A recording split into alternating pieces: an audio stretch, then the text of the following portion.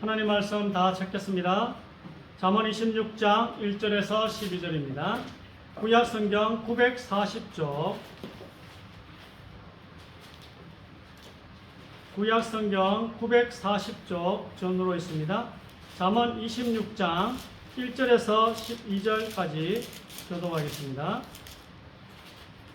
구약 성경 940쪽, 잠언 26장 1절에서 12절까지입니다. 교독합니다. 미련한 자에게는 영예가 적당하지 아니하니 마치 여름에 눈 오는 것과 추수 때에 비 오는 것 같으니라. 까닭없는 저주는 참새가 떠드는 것과 제비가 날아가는 것과 이루어지지 아니하느니라. 말에게는 채찍이요 나귀에게는 재갈이요 미련한 자의 등에는 막대기니라. 미련한 자의 어리석은 것을 따라 대답하지 말라. 주역건대 너도 그와 같을까 하노라. 미련한 자에게는 그의 어리석음을 따라 대답하라. 두렵건대 그가 스스로 지혜롭게 길까 하노라. 미련한 자 편에 기대하는 것은 자기의 발을 내어버리가 해를 받음과 같으니라. 저는 자의 다리는 힘없이 달렸나니 미련한 자의 입에 잠언도 그러하니라. 미련한 자에게 영예를 주는 것은 돌을 물매에 매는 것과 같으니라. 미련한 자의 입에 잠언은 술 취한 자가 손에 든 가시나무 같으니라. 자신이 온갖 것을 만들지라도 미련한 자를 고용하는 것은 지나가는 행위를 고용하는 것과 같으니라. 도전같이 봅시다. 개가 그 토한 것을 도로 먹는 것 같이 미련한 자는 그 미련한 것을 그득 행하느니라. 내가 스스로 지혜롭게 여기는 자를 보느냐 그보다 미련한 자에게 오히려 희망이 있느니라. 아멘. 오늘 제목은 미련한 자의 어리석은 것을 따라 대답하지 말라. 우리에게 지식이 있습니다. 최고의 지식이 있어요. 그 지식이 성경 지식입니다. 그래서 성경과 위배되는 이야기를 불신자들이 할 때가 있는데 우리가 맞춰준다고 그거 따라 행하면 불신자들이 우리 보고 그런 줄 안다는. 우리 성경 지식을 최고에서 아는데 마음이 약해서 그런지 어쩐지 간에 뭐 분위기상 불신자들이 성경에 맞지도 않은 걸 하라 할 때 우리 그것도 따라 하시면 안 됩니다. 따라하면요 뭐라고 그래? 우리가 미련한 줄 안다니까, 어리석은 줄 안다니까. 그래서 미련한 자의 어리석은 것을 따라 대답하지 말래요. 오늘 그 부분을 좀 내가 예를 들어 좀 말씀드릴 테니까 한번 들어보시기 바랍니다. 자, 1번 읽으시기 바랍니다. 예수께서 신 포도주를 받으신 후에 이르시되 다 이루었다 하시고 머리를 숙이니 영혼이 떠나가십니다. 우리가 알거니와 우리의 옛사람이 예수와 함께 십자가에 못 박힌 것은 죄의 몸이 죽어 다시는 우리가 죄에게 종노릇하지 아니하려 하느니 태초에 하나님이 천지를 창조하시니라. 하나님이 자기 형상 곧 하나님의 형상대로 사람을 창조하시되 남자와 여자를 창조하시고. 아멘. 그러니까 우리가 미련한 자의 어리석은 것을 따라 살지 않으려면 우리가 성경을 잘 알아야 된다는 거예요. 성경이 어떤 책인지를 일단 좀 아셔야 돼요. 오늘 요한복음 19장 4절에 다 이루었다 이 말은 구약 성경에 메시아 곧 그리스도 예수님이죠. 예수님이 할 거라고 쓰여 있는 모든 이야기들을 다 했다 라고 예수님께서 하시더니 다 이루었다, 다 했다, 다 했다. 여러분을 너무 사랑하는 사람이 여러분이 죽어야 되는데 대신 죽고 남겨놓은 편지가 성경입니다. 예수님이 구약 성경을 자기에 대한 예언, 구원자에 대한 예언을 다 이루셨기 때문에 우리가 예수님을 구원자 그리스도로 보잖아요. 그래서 이 예수님이 구약의 예언을 다 이루시고 난 이후에 내가 빚 다 갚았어. 여러분의 빚을 다 갚았대요. 구약 성경 예언을 다 이루신 예수님이 힘차게 살으래요. 겁먹지 말고 자유롭게 살래요. 구약 성경을 다 이루신 하나님의 아들이신 예수님이 여러분 보고 자유롭게 살으래요. 이게 성경입니다. 오늘 로마 6장 6절에 보니까 죄 짓고 맨날 나쁜 짓 하는 옛사람의 몸을 입은 여러분들은 십자가에서 처벌을 받았다고 하나님 보시는 거예요. 여러분이 그래서 의인인 거예요. 예수님과 함께 처벌을 받았다. 이게 하나님의 약속입니다. 로마서 6장 6절이 하나님의 약속으로 구원받는 겁니다. 뭔가 여러분 잘해서 구원받는 게 아니라 약속으로 구원받는 거예요. 로마서 6장 6절에 약속을 붙잡고 구원받은 것입니다. 이게 예수님에게 일어난 일인데 우리에게 일어난 일이 왜? 약속이기 때문에.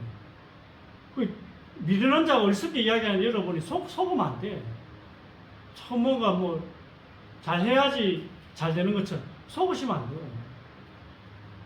약속으로 구원받는 거예요. 오늘 그걸 쭉 설명할 거예요. 미련한 그 말들에 속지 말라고. 여러분, 하나님이 하신 약속이기 때문에 그대로 믿으시면 됩니다. 성경은 하나님의 약속이기 때문에 그대로 믿으시면 돼요. 어리석은 자의 미련한 것을 따라하지 않으셔도 돼요. 성경대로 사셔도 돼요. 성경에는요, 다른 종교에 없는 게 있습니다. 그게 오늘 창세기 1장 1절에 보니까 우주를 만든 것, 우주를 만든 내용이요, 성경에만 있어요. 그리고 창세기 1장 27절에 인간을 만든 것, 우리가 어떻게 만들어졌는지, 창세기 1장 1절에 우주가 어떻게 만들어졌는지 성경에만 있고요. 창세기 1장 27절에 인간이 어떻게 만들어졌는지 성경에만 있습니다. 성경에는 예언이 있어요. 예언이 많습니다. 근데 다른 경전에는 종교 경전에 예언이 없습니다. 사람은 미래의 일을 미리 써놓을 수 없어요. 그렇잖아요. 미래의 일을 써놓을 수 없습니다. 그리고 우주 창조에 대해서 써놓을 수가 없습니다. 우주를 어떻게 만들었고, 우주를 왜 만들었고, 사람을 어떻게 만들었고, 사람을 왜 만들었고, 이거 어디에 적혀 있어요? 종교 경전에는 없습니다. 오직 성경에만 있어요. 인간에 대한 지식, 영과 혼과 육으로 되어 있다. 성경에만 있습니다. 인간이 어떻게 구성되어 있다고요? 영과 혼과 육으로 구성되어 있대요. 이 왜 또 우주를 창조했는지, 이 목적과 방법에 의해서 인간이 다스리고 앞으로 영원히 다스리게 될 것, 이거 안 적혀 있습니다. 다른 종교 경전에는. 성경에만 적혀 있습니다. 그리고 하나님이 로마서 6장 6절 말씀처럼 인간을 위해서 죽는 이런 이상한 이야기 절대 안 나옵니다. 종교 경전에는 없어요. 모든 게 인간에게 달렸다고 하지, 대속이라는 이런 개념이 없어요. 성경 외에는. 미련한 자의 어리석은 거 따라하지 마시기 바랍니다. 성경에 없는 그거 미련한 거예요. 사람들은, 미련한 자는 모든 게 인간에게 달렸다고 합니다. 창조자가 인간을 위해 대속하는 이런 놀라운 사랑의 메시지, 이걸 알 수가 없는 것입니다. 성경에만 있습니다. 구약은, 성경에는 구약과 신약이 있는데, 구약은 기원전 1500년에서 400년 사이에 기록된 거고, 신약은 또 예수님 오신 후 60년에서 100년 사이에 기록된 것입니다. 그래서 이야기는 뭐예요? 이게 AD, BC인데 전부 다 기준이 누구예요? 예수님 오신 때예요. 불신자들도 다 쓰거든요. 불신자들이 다 써요. 왜 이렇게 정했겠어요? 세상에 가장 영향력을 끼친 인물이 예수이기 때문에, 예수라는 사람이 세상에 가장 영향력을 끼쳤다고 보고 태어난 나를 기준으로 AD, BC로 나누는 것입니다. 불신자들도 쓰는 거예요. 그 인간의 역사가 이상하게 예수님이 오신 걸 기점으로 해서 이렇게 사용되어지고 있습니다. 구약은 예수님이 오실 거야, 이걸 써놓은 거고요. 신약은 예수님이 오셨어. 또 신약에는 이 예수님이 구원자가 이렇게 행하셨어. 둘 다 예수님 이야기. 구약도 예수님 이야기고 신약도 예수님 이야기입니다. 구약은 예수님이 오실 건데 어떻게 오실 건지, 구약의 예언을 다 이루어야지 그분이 메시아 그리스도 구원자다. 그게 구약이고요. 신약은 오신 다음에 어떻게 예언을 성취했고 또 어떤 일이 있었는지를 써놓은 것입니다. 여러분, 이 성경과 종교경전의 다른 점은 창조자가 설명해둔 진리가 우리 생각과 맞을 확률은 없어요. 여러분, 내 생각과 성경이 안 맞는다고 성경이 틀린 게 아니에요. 내가 생각한 바와 성경의 말씀이 맞지 않는다고 성경이 틀릴 확률이 없어요. 왜? 여러분이 어떻게 창조주와 생각이 맞으시겠습니까? 여러분의 생각과 창조주의 진리가 맞을 확률은 제로입니다. 제로. 여러분은 권선징악이 여러분의 생각이잖아요. 착하게 살면 좋게 된다. 근데 이신친이 믿음으로 구원받는다. 어떻게 여러분 맞습니까? 그래, 이게 종교예요. 권선징악, 이게 종교고, 우리가 이신칭이 믿음으로 구원받는다. 이거 받아들이기 어렵습니다. 이건 종교심이 많기 때문에 이거 받아들이기 어렵습니다. 그래서 성경에 예언을 주신 것입니다. 왜? 이를 안 믿을 거니까. 성경을 안 믿을 거기 때문에 성경적 예언을 주신 거예요.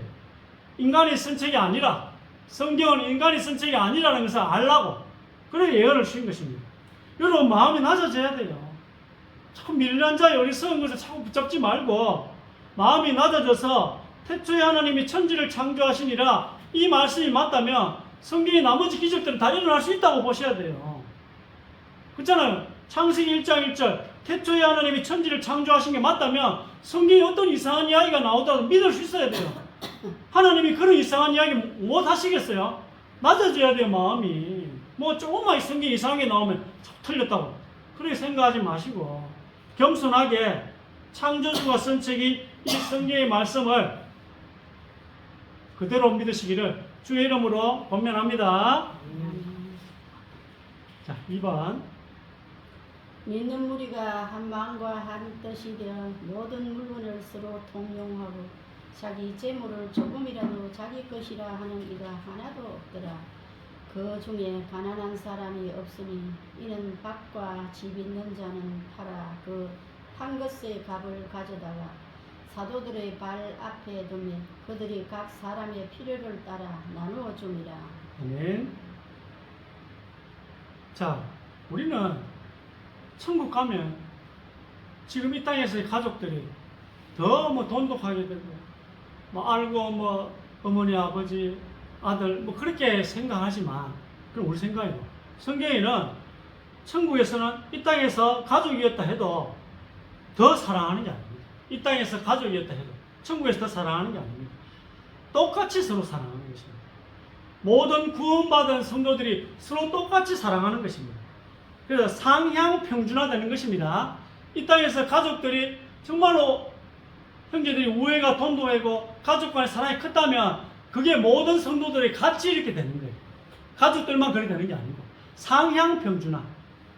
우리가 왜 공산주의 여기에 대해서 문제 삼습니까? 하향평준화되기 때문에. 공산주의가 들어서면 하향평준화되기 때문에 문제가 되는 거잖아요. 천국에는 상향평준화가 되는 거예요. 사도행전에 보니까 10,000명의 재산을 합쳐서 공동으로 쓰는데 싸우지 않습니다. 성령이 충만하면 이런 일이 일어나는 것입니다. 이게 어디서 일어난다고요? 천국에서 일어난다. 오늘 말씀이 천국에서 일어난다는 것입니다. 내 가족, 내 형제가 더 중요하지 않아서 10,000명이 같이 돈을 쓰고도 안 싸우는 것입니다. 천국은 서로가 서로에게 큰 기쁨이 되는 곳입니다. 천국에서의 대화는 어떻겠습니까? 뭔 대화를 나누겠어요, 천국에서? 당신이 전해준 그 복음을 듣고, 당신이 카톡이나 또 보내준 또 그 글과 또 유튜브 내용을 내가 읽고, 듣고 내가 구원을 받았습니다. 이렇게 대화하면서 누리는 기쁨이 천국의 기쁨이 아니겠습니까? 이걸 소망이라 합니다. 우리 생각과 좀 다르죠? 미련한 자의 어리석은 것을 따라서 살지 마시기 바랍니다. 천국이 됐습니다. 애완견이 있는 애완견 없어요. 애완견은 다 땅으로 내려간 데 있기 때문에 애완견의 영혼은 사라져요. 영혼이 있는지도 모르겠어요. 영이 있는지도 모르겠어요. 혼은 있는 것 같아요. 자, 3번. 초상집에 가는 것이 잔치집에 가는 것보다는 모든 사람의 끝이 이와 같이 됩니다. 산 자는 이것을 그의 마음에 두지어다. 슬픔이 웃음보다 나음은 얼굴에 근심하는 것이 마음에 유익하기 때문입니다. 지혜자의 마음은 초상집에 있으되 우매한 자의 마음은 무는 집에 있습니다. 아멘. 자, 또 미련한 자 어리석은 게 뭐라고요? 결혼식 가는 게 좋대요. 결혼식 가는 게 좋고 초상식 가는 게 안 좋대요. 그게 우매한 자 어리석은 말이에요. 자, 성경 어떻게 이해합니까? 우리에게 일어나는 고통은 아픕니다. 그러나 좋은 일이라고 성경은 말씀하고 있습니다. 초상집에 가면 모든 사람이 마지막을 생각합니다. 마지막을 생각하면 판단이 또 벌어집니다. 지금 내가 욕심부리고 있는 이것이 내가 죽으면 무슨 의미가 있을까? 이렇게 생각하게 된다는 것입니다. 죽을 때 이러한 게 중요한데 나는 왜 지금 이러하게 중요하게 생각하는 이것을 안 하고 있을까? 그렇잖아요. 죽을 때 이러이러한 게 중요한데 나는 왜 이걸 안 하고 있지? 이걸 생각한다는 거예요. 장례식장에서. 이러면서 상황 판단을 똑바로 하게 됩니다. 어디 가면요? 결혼식장에 가면 초상집에 가면 이렇게 생각하게 된대요. 여러분이 이 세상을 떠나 천국, 본향으로 돌아가신 것에 대한 아픔으로 내가 마지막을 생각한다는 것입니다. 모든 사람이 자기의 마지막을 생각할 기회가 초상집인 것입니다. 이러면서 이게 우리에게 유익이 되더라라고 성경은 말씀하고 있습니다. 미련한 자의 어리석은 것을 따라 살 것인지 성경을 따라 살 것인지 여러분이 선택하셔야 돼요. 자, 또 봅시다. 4번. 그런즉 너희가 먹든지 마시든지 무엇을 하든지 다 하나님의 영광을 위하여 하라. 아멘. 자, 하나님의 영광을 위해서 하는 건 사람 살리는 것입니다. 영혼을 구원하는 거예요. 왜냐하면 하나님이 우리를 위해 무슨 위대한 일을 하셨는지를 한 사람이라도 더 알리는 게 중요하기 때문입니다. 하나님이 우리를 위해 이러이러한 위대한 일을 하셨잖아요. 서론에 이야기했잖아요. 그걸 한 사람이라도 더 알도록 우리가 알리는 게 하나님의 영광을 위한 일이라는 것입니다. 아버지 하나님이 아들 하나님을 보내셔서 이런 위대한 일을 우리를 위해 하셨구나. 그럼 듣는 사람이 와 그러셨구나. 이렇게 해서 하나님께 영광이 된대요. 결국 하나님의 영광을 위하는 것은 복음을 전하는 것입니다. 그래서 무엇을 하든지 복음 전도를 위해서 돼야 되기 때문에 여러분 혹시 슬픈 일이 있거나 슬픈 일을 당했더라도 또 그 중에서도 우리가 전도할 생각을 해야 된다는 것입니다. 그 어려운 가운데서도 저도 마찬가지고 교회가 힘든 일이 있으면 무슨 생각을 해야 한다고요? 전도할 생각을 해야 합니다. 한 영혼이라도 더 이 복음을 전하는 게 하나님께 영광이 되는구나. 그렇게 생각을 해야 된다는 것입니다. 4번. 5번. 형제들아 자는 자들에 관하여는 너희가 알지 못함을 우리가 원하지 아니하노니 이는 소망 없는 다른 이와 같이 슬퍼하지 않게 하려 합니다. 아멘. 자, 우리에게 주어진 소망으로 보통 불신자들과는 좀 다른 모습을 보여주면서 영혼을 구원하는 것입니다. 불신자는 10만큼 슬픈데 왜 너희는 5밖에 안 슬프니? 우리가 정말 어려운 일 당했을 때 불신자들 물으시잖아요. 이유가 뭐니? 나는 이런 일을 당하면 10만큼 슬픈데 왜 너는 5밖에 안 슬플까? 우리는 슬픈 5만큼은 소망이라는 약으로 치유해서 그렇다고 말씀할 수 있어요. 이렇게 소망에 관한 이유를 설명해 주는 것입니다. 내가 만약에 소망이 없었으면 너처럼 슬픔이 10이었을 텐데 내가 소망이 있어서 원래는 10만큼 아픈데 5밖에 안 아플 수가 있다. 이렇게 설명할 수 있어야 됩니다. 6번. 너희 마음에 그리스도를 주로 삼아 거룩하게 하고 너희 속에 있는 소망에 관한 이유를 묻는 자에게는 대답할 것을 항상 준비하되 온유와 두려움으로 하고. 아멘. 우리가 인생이 늘 평탄할 수는 없잖아요. 그래서 큰 어려움이 오고 뭐 여러 가지 많은 번뇌가 또 임할 수도 있습니다만 불신자들이 보기에 너는 슬픈 것 같긴 한데 왜 무너지지 않지? 이렇게 물어볼 수도 있잖아요. 저 교회가 무너져야 되는데 왜 안 무너지지? 크리스천은 이 고통을 대하는 그 태도나 방식이 조금 뭔가 다른 것입니다. 이럴 때 누군가 우리에게 소망에 관한 이유를 물어볼 것입니다. 그렇잖아요. 정말 무너져야 되는데 안 무너질 때 물어보지 않겠어요? 7번. 책망할 것이 없는 바른 말을 하게 하라. 이는 대적하는 자로 하여금 부끄러워 우리를 악하다 할 것이 없게 하려 함이라. 아멘. 그리고 또 우리가 고통 중에 제일 큰 고통은 뭡니까? 죽음 아니겠습니까? 죽음이라는 고통이 있는데, 근데 우리가 보통 예수 믿는 사람들이 장례식장에 가면 너무 웃어. 너무 웃는 것도 여러분 여기 보면은 보통 이 미련한 자들은 죽음이라는 게 굉장히 큰 일이잖아요. 초상이 굉장히 큰 일인데 이걸 너무 우리가 천국 가셨다고 너무 함부로 하면 이렇게 이제 대적하는 자들에게 비방을 끓여주는 것입니다. 하나도 안 슬픈 듯이 하고 다니면 욕먹어요, 우리가. 그러면 그 다음에 뭐가 안 들어가죠? 복음을 안 들어요.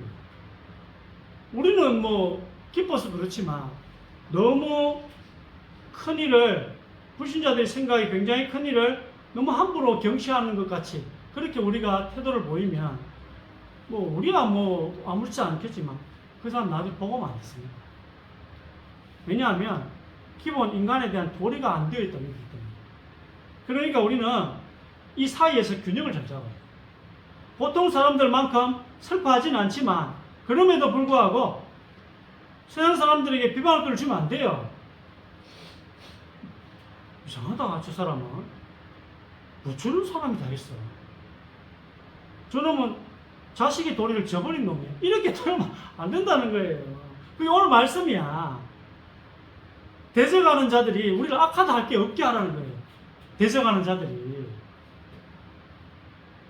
그리고 성경이라고 우리 마음대로 하지는 말라는 거예요. 성경 지식을 우리가 안다고 해서 마음대로 하면은 대적하는 자로 우리가 악하다 한다니까요. 그러면 뭐 그게 뭐 문제예요. 복음 안 된다니까, 그분이 나중에. 우리가 그들에게도 복음을 전해야 되는데 나중에 그 사람 복음을 아예 안 들으려고 한다니까요. 그래서 우리가 이런 대적하는 자가 우리를 악하다 하는 그 단계까지는 가지 않아야 됩니다. 그 사이에 어떤 위치를 우리가 찾아야 합니다. 사람들이 너무 이상하게 보면 안 되기 때문에 기본적인 절차는 다 해야 해요. 그러나 기독교인으로서는 안 해야 되는 절차도 있다는 것입니다. 있잖아요. 여러분, 부모를 모시는 잘 해야죠. 잘 해야 되지만 제사 지내면 안 되잖아요. 부모를 뭐 너무 섬긴다고 제사 지내고, 회사 지내면서 회사 지내는 사람들 친하게 지내야 되잖아. 술 그 사람들 더 많이 마시고, 술을 회사 동료들 더 많이 먹어버려요. 왜? 친하게 지내야 돼요. 이건 아닙니다. 여러분, 이거는 하면 안 되는 거예요. 왜냐, 이걸 하면 나중에 전도할 때 전도를 막는 빌미가 돼요. 우리가 불인자고 술 더 많이 마시잖아. 내가 아는 예수 믿는 사람 술 안 먹던데 왜 니는 많이 먹지? 기독교인 취급을 안 한다니까요. 가짜로 본다니까. 니 예수 믿어도 니 가짜구나, 이런 생각. 마실 때 좋아하지. 같이 술 마시면 좋아하지. 그 나중에요, 예수 믿는다고 쟤는 가짜 그리스도인이야, 이렇게 생각한다니까. 자, 8번. 불러 이르되 아버지 아브라함이여 나를 긍휼히 여기사 나사로를 보내어 그 손가락 끝에 물을 쥐고 내 혀를 서늘하게 하소서. 내가 이 불꽃 가운데서 괴로워하나이다. 아멘. 제사 이야기 한번 하겠습니다. 우리의 몸은 영혼이 살던 집입니다. 읽었죠? 누가복음 16장에 부자와 나사로 이야기할 때 나곤이랑 음부에, 나사로는 나곤에 갔고 부자는 음부에 갔는데요. 몸 없이 갔어요. 몸 없이 갔는데 손가락이 나오고 혀라는 단어가 나옵니다. 왜 그러죠? 혼이랑 몸이랑 똑같이 생겼다는 거예요. 우리의 혼이랑 우리의 몸이 똑같이 생겼습니다. 몸이 혼처럼 생긴 거예요. 그래서 하나님이 자기의 형상대로 지었다 했잖아요. 우리의 혼과 우리의 몸이 똑같이 생긴 것입니다. 우리가 죽은 사람에게 절하지 않는 이유는 이게 집이라는 거예요. 집에 사람이 없어요. 근데 그 집에 사람이 있는 것처럼 자꾸 행동하기 때문입니다. 그렇게 하지 않으려고 우리가 절을 하지 않는 거예요. 고인의 몸에 절을 하지 않는 것입니다. 우리의 몸에 있는 영혼은 이미 떠나갔습니다. 자, 9번. 내가 장막에 있을 동안에 너희를 일깨워 생각나게 함이 옳은 줄로 여기노니 이는 우리 주 예수 그리스도께서 내게 지시하신 것 같이 나도 나의 장막을 벗어 날 것이 임박한 줄을 알미라. 아멘. 자, 우리 천안교회 가면 시신에게 영적에게 절해야 되느냐 이런 고민하시는 분이 있을 것 같아. 제사 지내는 게 맞나 고민하시는 분이 있을 것 같아. 뭐 여기는 없겠지만 혹시 유튜브를 통해서 듣는 분들 가운데 그게 의문인 분이 있을 겁니다. 성경은 정확하게 우리에게 말씀해 주십니다. 몸은 집이다. 장막집이래요. 장막집. 그러면 우리가 지금 가지고 있는 이 썩은 몸은 죽는 몸이에요. 죽는 몸. 부활할 때는 부활의 몸으로 새로 입혀집니다. 유전자로 몸의 형체가 만들어지겠죠. 사고 났을 때 팔이 잘렸으면 팔이 없는 상태로 새로 지어지는 게 아니고 그 부활의 몸은 그 유전자 DNA로 가장 완벽한 상태의 몸으로 지어질 것입니다. 근데 뭐 성경을 유추해 보면 예수님의 마지막 나이인 아마 33세가 아닐까 그렇게 유추를 짐작을 합니다만 즉 이 유전자가 아무 방해 없이 온전하게 잘 자랐을 때의 몸으로 만들어진다는 것입니다. 그 안에 또 이제 그 몸 안에 셋째 하늘에 있던 즉 낙원에 있던 우리의 영혼이 그 몸 안에 들어간다는 것입니다. 그 부활의 몸 안에 그 낙원에 있던 영혼이 들어가는 것입니다. 온전한 흙의 몸 안에 영혼이 들어가고 그때 이제 하나님이 준비해 놓으신 부활의 몸, 하늘 재질인 빛의 몸, 썩지 않고 죽지 않고 죄짓지 않는 온전한 몸이 된다는 거예요. 그 하늘 재질의 몸하고 낙원의 영혼이 이제 같이 이렇게 합쳐졌을 때 그때 온전한 몸이 된다는 것입니다. 부활의 몸이라 하죠. 이 몸의 이름은 자 뭘까 한번 봅시다. 10번. 만일 땅에 있는 우리의 장막집이 무너지면 하나님께서 지으신 집 곧 손으로 지은 것이 아니요 하늘에 있는 영원한 집이 우리에게 있는 줄 아느니라. 참으로 우리가 여기서 단식하며 하늘로부터 오는 우리 젖으로 더짓기를 간절히 사모하노라. 이렇게 입음은 우리가 벗은 자들로 발견되지 않으려 함이라.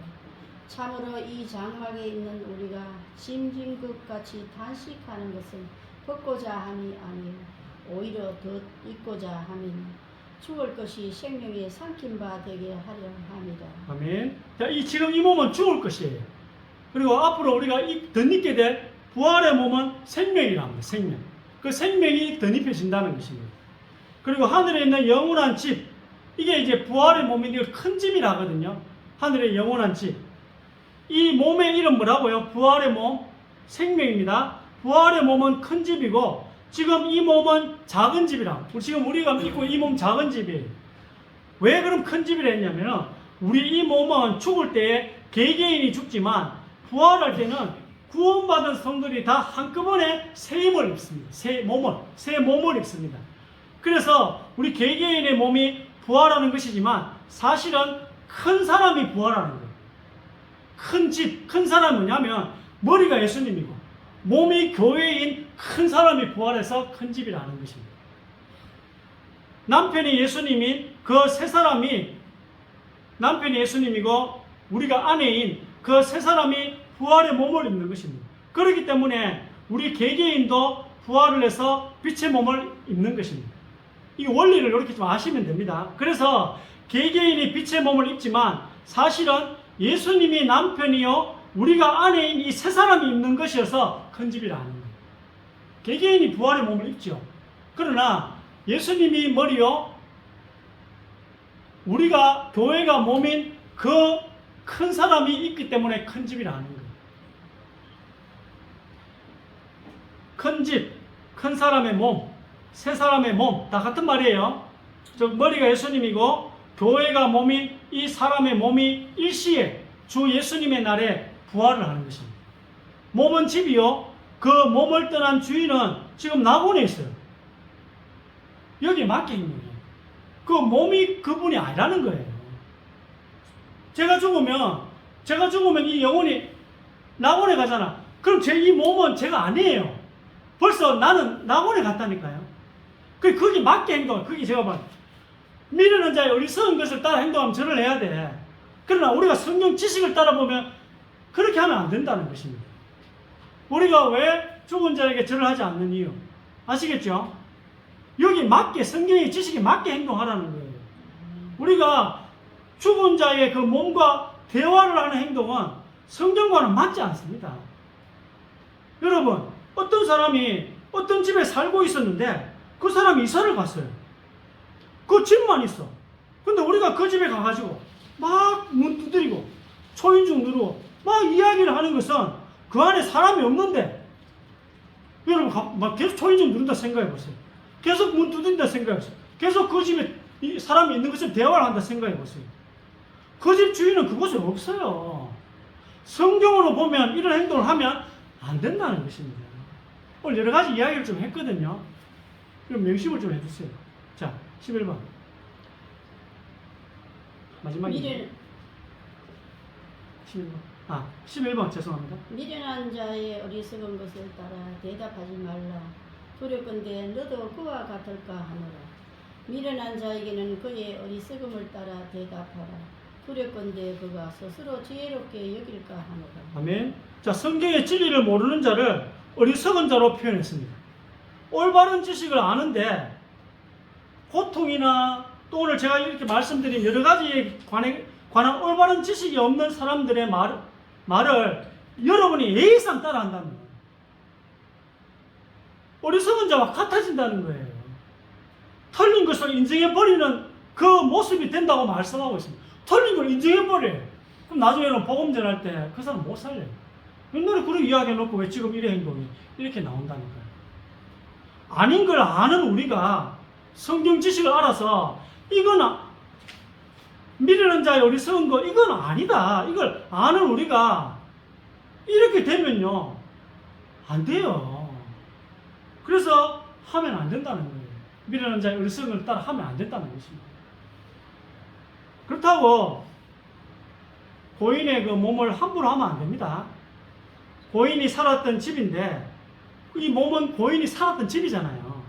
가족들이 소중하게 잘 간직하고 싶은 것은 인지상정입니다. 단 그 몸에 그 사람의 인격은 이제 없다는 걸 아셔야 돼요. 예의를 갖추시되 그 사람이 거기 계시다고 그 고인의 몸에 대해 예의를 갖추는 건 아니라는 거예요. 고인이 살던 집이라는 생각으로 예의를 갖추는 그 정도로만 하면 되는 거예요. 이게 작은 차이겠지만 굉장히 중요한 차이가 되는 것입니다. 자, 마지막으로 12번입니다. 또한 여러분 중에서도 제자들을 끌어 자기를 따르게 하려고 어그러진 말을 하는 사람들이 일어날 줄을 내가 아노라. 아멘. 자, 교회 식구들 중에서 이런 잘못된 미련한 자의 어리석은 것을 자꾸 퍼뜨려가지고 특히 영적으로 어린 사람들을 아직 성경을 잘 모르는 자들에게 잘못된 이 사실을 어리석은 것을 말해주어서 잘못된 길로 가게 하는 것이 있을 거라는 말씀이에요. 있을 거란 말이에요. 다른 사람들에게 부정적인 영향을 끼치는 자꾸 잘못된 이야기를 하면서 다른 사람들 마음속에 조금씩 영향을 끼칠 때는 하나님 보시기에 굉장히 큰 죄라는 거예요. 교회 유지에도 굉장히 큰 방해가 되는 것입니다. 교회를 세우는데도 이게 오늘 교회를 세우기 위해서 주는 말씀입니다.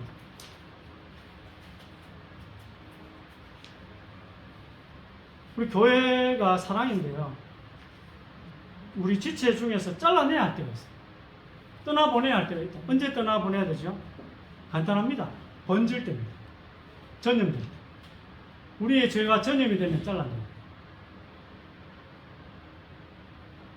암도 전이 되면 수술해서 잘라내야 되잖아요. 전이 될 가능성이 있기 때문에 잘라내요. 암 알죠? 암. 암이라는 병도 전이 될 가능성이 있다면 잘라내야 됩니다. 그런 부분에 대해서는 각별히 조심을 하고 그런 분들이 혹 교회에 있을 때는 하나님께서는 헤어져야 한다고 말씀합니다. 마음이 너무 아프십니다. 그런 분들이 교회에 있으면 하나님께서 내보내라고 이야기하십니다. 얼마나 마음이 아프겠어요. 특히 우리가 교회 같은 경우는 없는데 이런 사람이 오면 그래서 한 분 저도 내보냈는데 잘했는지 아닌지 모르겠어요.